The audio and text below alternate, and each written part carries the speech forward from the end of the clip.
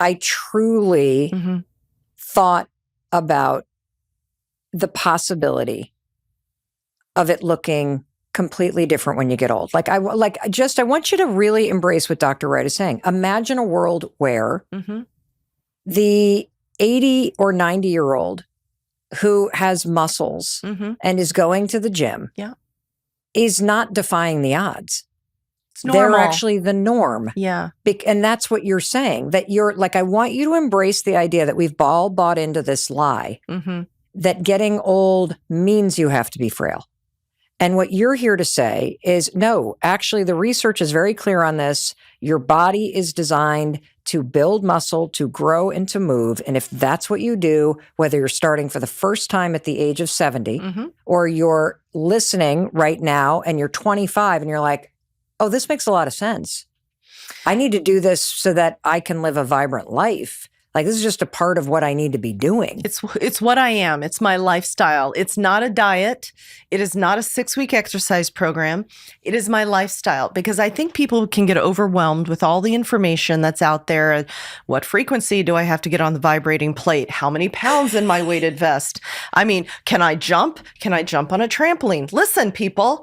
We get so caught up in the 99% of minutia when we are not even taking the first step. If we focused on the 1% that we know is true, these things that I keep saying and will detail for you, if we focus on that, when that is your lifestyle, then you can layer on the complicated stuff. But I really feel, Mel, that we get so caught up in the data overload that we get so paralyzed. Yes. We do nothing. Yes. And you're basically saying if you literally just get up out of the chair and you move the legs that you have, or you wheel yourself in your wheelchair, you are doing what your body is designed to do, and your body will thank you by building muscle. Even if you're in pain. Listen. Okay, talk to me about that. Let's talk about some pain, because I am an orthopedic surgeon and people come to me in pain.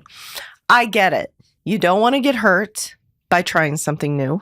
I get that a lot. But walking is not something new. That's true. Let's be honest. Or it hurts when I walk. Or I don't have the time. Or listen, I've been doing this so long. I often say to people, you cannot out-excuse me.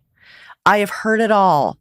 If your knees hurt when you walk on dry land, well, then let's go to the local Y, which has a hot pool and a budget program, and let's get in that water and walk, right?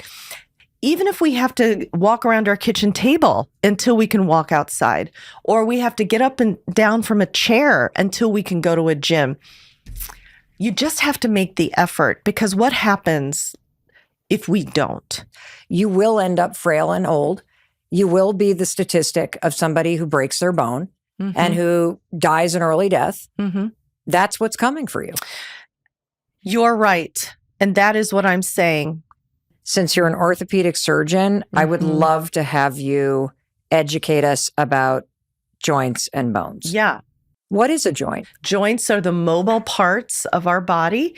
They're comprised of at least 2 bones, sometimes multiple bones, surrounded by a capsule, which is like an inside skin. Muscles attach around the joint to move it, right? So if we step back and think of the musculoskeletal system, what is that? That is muscles, bones, tendons, ligaments, fat, actually, muscle stem cells. All of those tissues that we can't sometimes put in little boxes, they belong in their own houses, are actually cousins. They are all derived from the same type of cell in the beginning. So they all speak a similar language. Bone we think of, okay, there's on either side of a joint. We think of it as just the skeleton at Halloween, right? Yeah. Just these structural things, they're hanging out. That's all they do is structure. They're like the strong, silent type. You never know they're there until they say something profound. In bone's case, it's a fracture. The truth of the matter is bone is your body's master communicator. And think about it if we think about how we're formed. There is bone from the top of our head to the bottom of our pinky toe. Why wouldn't we be designed that bone is not just structural? It is releasing proteins, hormones osteocalcin is one of them, that communicate everywhere. So when bones release their hormones, I'll give you one example, osteocalcin, it goes to the brain and it stimulates the release of something in the brain called brain-derived neurotrophic factor, long word and acronym, which means we build neurons after stimulation from the bone. We know that people with osteoporosis, which means bad bone, weak bone, have more dementia. There is a communication pathway going, right? It's like mind-blowing. Bone sends out osteocalcin to muscle. It speaks back to muscle and helps it with metabolizing glucose. Bone sends out osteocalcin to our pancreas, which is where our insulin comes from. So between talking to our muscle and talking to our pancreas, that is glucose equilibrium, right? It helps us not be diabetic. If you're a man, osteocalcin goes to your testes and helps you make testosterone.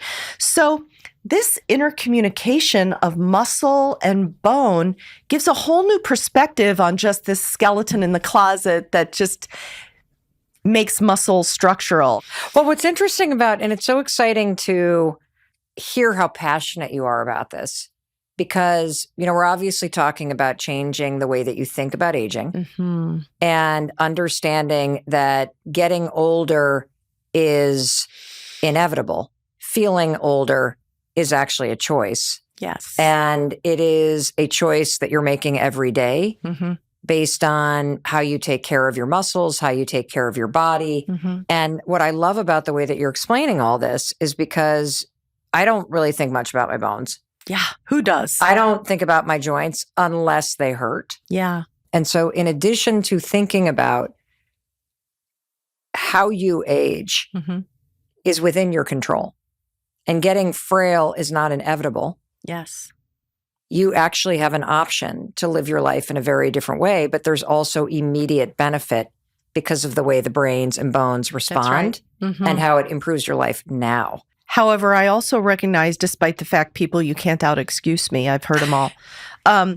I realize that it is very difficult for people to invest in a future they can't see. And so I learned this concept from the banking industry called temporal disconnect. The bankers in this country are trying to get us to save 10 cents a day so that we have some money to retire on, and that is difficult for them.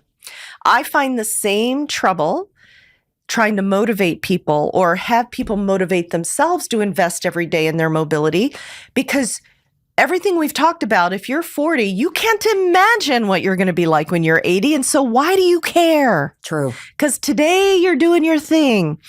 So how about feeling amazing today?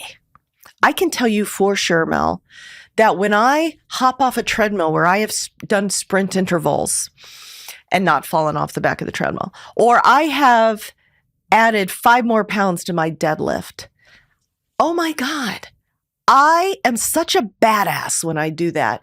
It's not only for my body, it rejuvenates my brain and makes me have hope for the future, because I'm going to be that cranky 90-year-old lifting my own suitcase to the top of the thing. And if my old friends can't keep up with me, then I'm going to travel with some young whippersnappers who can keep up with me. But if I want to be like that then, I want to feel great today.